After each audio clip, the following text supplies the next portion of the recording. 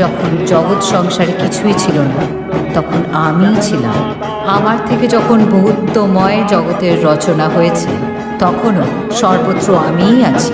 আবার যখন কিছুই থাকবে না, তখনও আমিই থাকব। অর্থাৎ আমি শূন্য, আমি এক, আমি বহু। সকলের মধ্যে শক্তি রূপে আমি বিরাজ করি।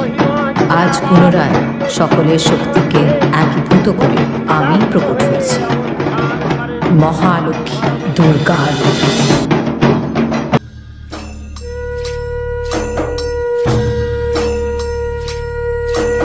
প্রলয় শেষে বুকের মাঝে শঙ্খ বেজে উঠল ওই, সোনার কাঠির ছোঁয়া লেগে রাতের আধার টুটল ওই।